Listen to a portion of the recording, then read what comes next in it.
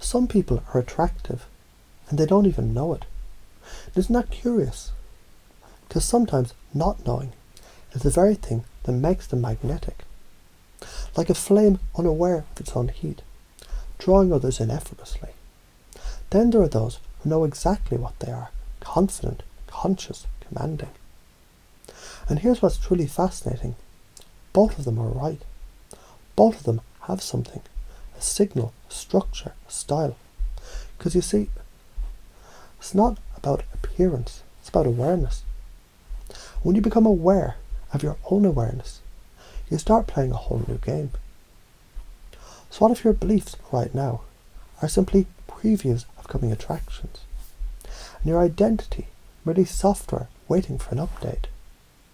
Wouldn't it be powerful if your unconscious could begin right now, rewriting the code, installing new rules, new permissions, new pathways of power? Because what if it were true that you're the kind of person who naturally attracts without trying, who speaks and others listen, who enters a room and the energy recalibrates around your presence? Maybe it's already been true. Maybe it's only now that you're remembering. You're remembering that people respond not to reality, but to your beliefs about reality.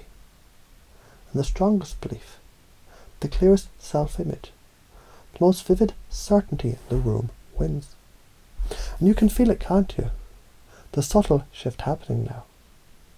As new wiring gets built. Beliefs stacking like bricks effortlessly, elegantly. So consider this. Those who radiate charisma, they don't need to try to be interesting. They're interested. They're tuned in. They listen with their eyes, their smile, their whole body. And people feel seen. People feel important. And in a world where everyone is begging to be understood, the one who understands first leads. The one who mirrors, matches, paces, then leads.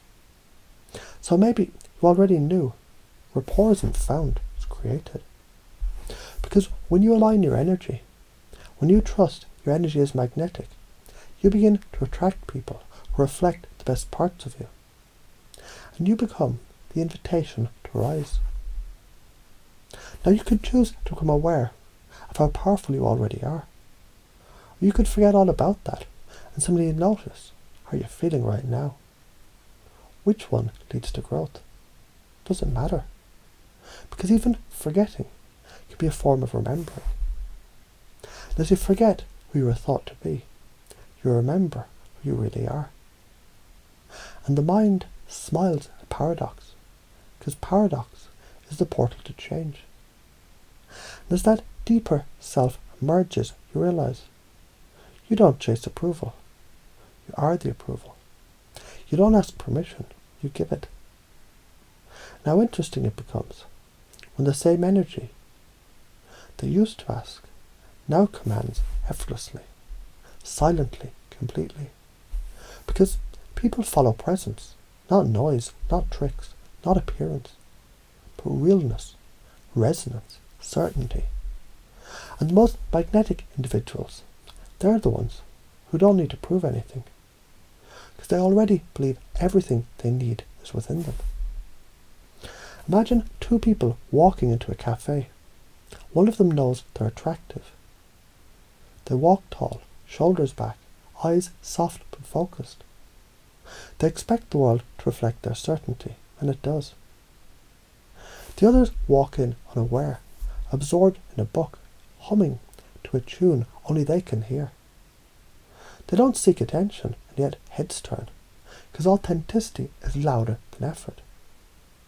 Which one is more powerful? Depends. Because when you combine the awareness of one with the humility of the other, you get someone truly irresistible, you.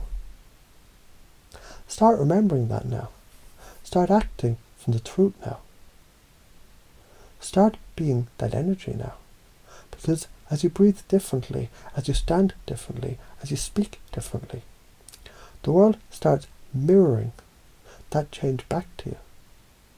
And all those old beliefs, they just fall off, like old clothes, outgrown.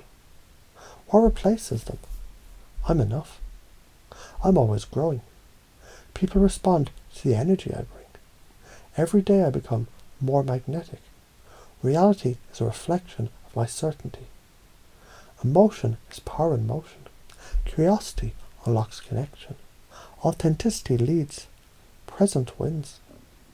And maybe this isn't the first time you've heard this. Maybe this is the first time you've believed it.